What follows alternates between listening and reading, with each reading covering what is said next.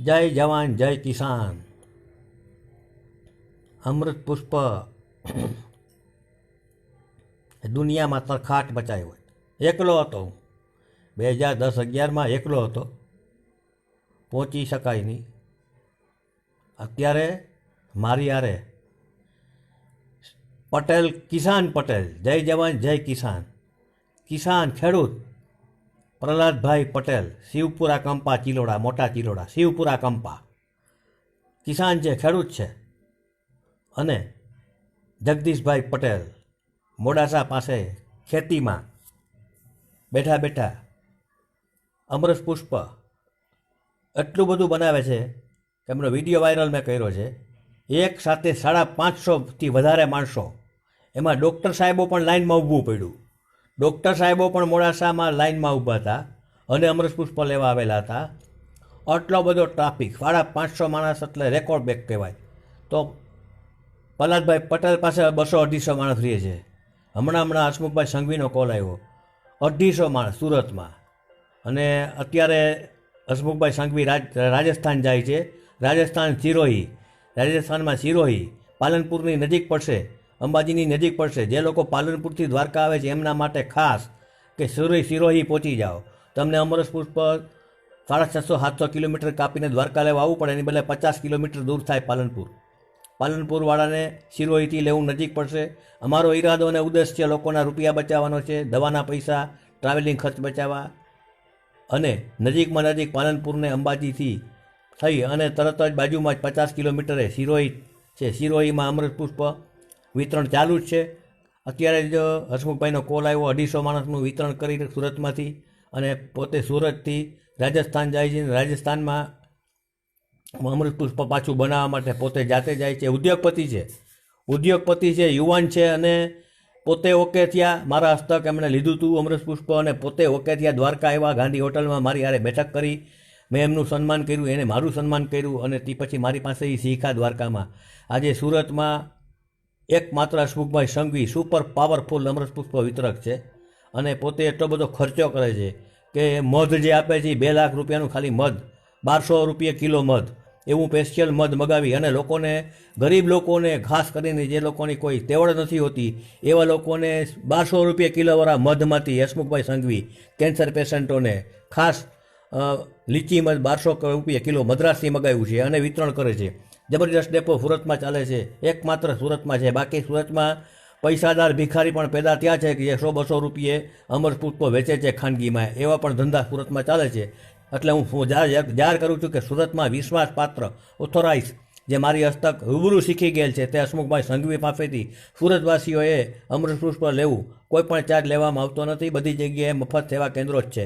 કોઈનો 1 રૂપિયો જતો નથી કોઈને, વિતરકોને. તો પ્રહલાદભાઈ પટેલ ખેડૂત છે અને ખેતી કરે છે. ખેતી કરતાં અમૃત પુષ્પનું વિતરણ ફ્રી સેવા આપે છે.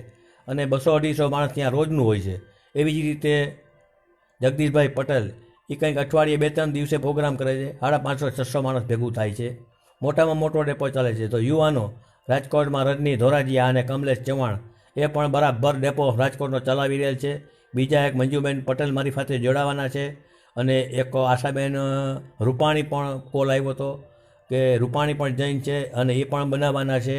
એટલે આ અમૃત પુષ્પ અને ડેવલપ કરવામાં મારી હારે જે લોકો જોડાણા શરૂઆતથી આનું વિતરણ કાર્યમાં, એનો ફેલાવા કરવામાં ડૉક્ટર ભારતીબેન ભાયાણી દ્વારકા, હેમરાજભાઈ મનાણી દ્વારકા, તોય અમે પહોંચી શકતા નહોતા.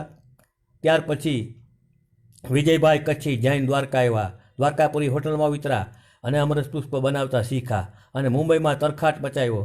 તે પછી મુંબઈમાં નિલેશભાઈ દાસાણી ભાયંદરમાં સિન્હાજીની હવેલીની પાસે એપાર્ટમેન્ટમાં 9920102627 ફોન નંબર, એ પણ ત્યાં તરખાટ મચાવે છે. એટલો બધો ટ્રાફિક છે. તો બાંદ્રામાં 982021313132 એ પણ ત્યાં એકદમ તરખાટ મચાવે છે. ચારે તરફથી અત્યારે અમૃત પુષ્પની માગ વધી ગઈ છે, લાવ છે. તો જામનગરમાં મૂળજીભાઈ ભાનુશાળી 50 દિગ્વિજય પ્લોટ, અને ત્યાં પણ એમનું એક ઓટો પાર્ટનું ગેરેજ છે, ત્યાં એ બનાવે છે. એ પોતે પેશન્ટ હતા અને મેં ઓકે કર્યા અને પેશન્ટને એમ થયું કે ના મારે અમૃત પુષ્પનું દાન કરવું છે એ મુરજીભાઈ પટેલ મારા હસ્તકોકે થયા છે અને એકદમ પોતે વ્યવસ્થિત રીતે જામનગરમાં કેન્દ્ર ચલાવે છે. તો રાજકોટમાં બીજા હરેશભાઈ સોની એ પણ મારી પાસે આવ્યા હતા, એ પેશન્ટ હતા, એ પણ ગુંદાવાડીમાં ચલાવે છે. પછી અશ્વિનભાઈ વાછાણી છે એ પણ બનાવે છે. તો વલ્લભભાઈ વેગડા એ પણ ટીચર, માજી ટીચર છે, એ પણ બનાવે છે.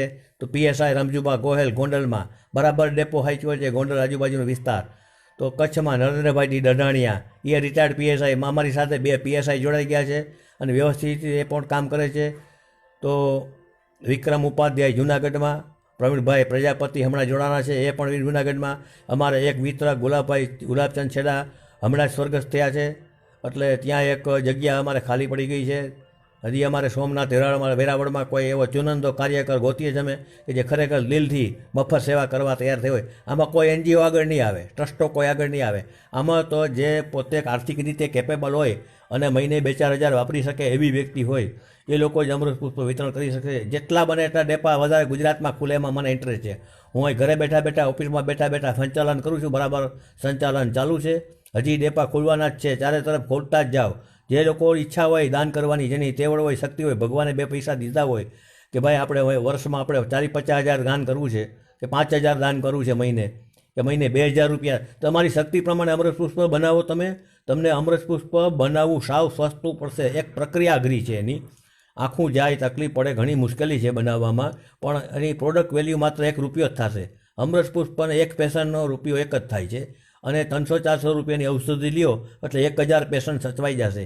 1000 રૂપિયામાં 300 રૂપિયામાં મહિને 1000 પેશન્ટ તમારી પાસે આવે તો તમારી પાસે દાન કરવાની શક્તિ બધામાં હોય જ. સામાન્ય રીતે મધ્યમ વર્ગ પણ આનું દાન કરી શકશે, કારણ કે આની કોઈ પ્રોડક્ટ વેલ્યુ થતી નથી. આની પાછળ જે મહેનત છે એ અગત્યની છે, મજૂરી અગત્યની છે. બાકી ₹1 ઉપર તમે જેટલા મીંડા ચડાવો ને તો એ ઓછા પડે, કારણ કે રૂપિયામાં કોઈથી કેન્સર ઓકે થાય, કોઈ હાઇબ્રિડ દુનિયામાં રૂપિયામાં આટલા બ્લોકેજ ખુલે, રૂપિયામાં ગોલ્ડ બેડર સ્ટોન જાય, રૂપિયામાં કિડની સ્ટોન જાય, કોઈ હાઇબ્રિડ નથી દુનિયામાં. આજની સુધી કોઈને વાત કરીને તો ગધેડાને તાવ એવી વાત કરે વિટલાણીભાઈ વકીલ, પણ મેં ગધેડાને તાવ અવરાવી દીધો. ગોલ્ડ બેડર સ્ટોન માંડી નીકળવા, કિડની સ્ટોન માંડી નીકળવા, થાઇરોઇડ માંડ્યા ભાગવા, કેન્સર માંડ્યા ભાગવા, બ્લોકેજ માંડ્યા ખુલવા, એસિડિટી માંડી નીકળવા, વેઇટ માંડ્યું ઉતરવા. શું નથી થતું? ₹1 પ્રવાહીથી શું નથી બનતું જગતમાં? એક કમળો અને તાવ. જ્યાં જ્યાં તાવ આવતો હોય અને અમૃત પુષ્પ લેતા હોય તો એવા લોકોએ અમૃત પુષ્પ તાત્કાલિક બંધ કરી દેવું, કારણ કે તાવમાં મધ લેવાયની ઝેર થઈ જાય. એટલે મેં વિતરકોને કીધું છે કે મધ તમારે દેતી વખતે ખાસ એને તાવ આવતો હોય તો એને ના જ પાડી દેવી કે તમારે અમૃત પુષ્પ લેવું નહીં. બાકી જે લોકો મરવા પડ્યા છે એ ઊભા થયા છે, ડૉક્ટરે કહી દીધું હોય કે 2 કલાકના મહેમાન છે, એવી વ્યક્તિઓને મેં 6-6 મહિના જીવાડી છે. અમૃત પુષ્પ એક એવું કામયાબ રિસર્ચ છે મારું કે જેમાં મારી વકીલાતના વ્યવસાય સાથે 24 કેરેટના સોના જેવી વસ્તુ મેં બનાવી છે. પણ મારી પરિસ્થિતિ એ છે કે અમૃત પુષ્પનો જે ધુમાડો છે એ ખતરનાક છે, જેને કારણે આઈ પ્રોબ્લેમ થાય છે. મને પોતાને થયો 50% વિઝન વયું ગયું હતું, પાછું વિઝન ચાલુ થઈ ગયું. હવે હું વોટ્સઅપ જોઈ શકું છું અને વાંચવા કોશિશ કરું છું. હજી મને મહિનો દી લાગશે ઓકે થતા, અને મારું ઓકે થયા પછીનો મારો કાર્યક્રમ થશે મોરબીમાં રાજાભાઈનું આમંત્રણ છે કે મોરબીમાં એક મોટો કેમ્પ કરવો છે. બીજું કે અજાબ ગામ છે કે જ્યાં 125 કેન્સર પેશન્ટો છે અને 20,000ની વસ્તી છે, ત્યાં પણ દર્દીઓ માટે અમૃત પુષ્પની જરૂર છે. ભાવનગરની પણ ઈચ્છા છે કે જેથી કરીને ભાવનગર જિલ્લો હચવાઈ જાય, આજુબાજુ હચવાઈ જાય તો દ્વારકાથી પોરબંદર સુધી, ભાટિયા સુધી, કલ્યાણપુર સુધી, ગામડા સુધી મેં કચઅપ કરી લીધા છે. અમારું અત્યારે ઈરાદો છે લોકોને 200 કિલોમીટર હચવાઈ જાય, 200 કિલોમીટરમાંથી લોકો આવી જાય ત્યાં સુધી અમૃત પુષ્પ વિકસી જાય. તે પછી ગામડે એક વ્યક્તિ નીમવી છે કે ગામડાનો કોઈ સરપંચ હોય કે ગામડાનો કોઈ કાર્યકર હોય, એ પોતે પોતાની પૂરતી 200-300 રૂપિયા ખર્ચી અને ગામડાના માણસો પૂરતું બનાવે, જેથી કરીને મોટા ભાગના રોગો. હું લાઈવ વિડીયોથી ઓપન ચેલેન્જ કરું કે મારામાં એ તાકાત છે અહીં બેઠા કે હિન્દુસ્તાન સહિત હું આખા વર્લ્ડની 50% માનવ જાતિને અમૃત પુષ્પથી નિરોગી બનાવી દઉં. આખા વર્લ્ડની 50% માનવ જાતિને નિરોગી બનાવી દેવાની દિનેશભાઈ વિટલાણી વકીલે ઓપન ચેલેન્જ છે.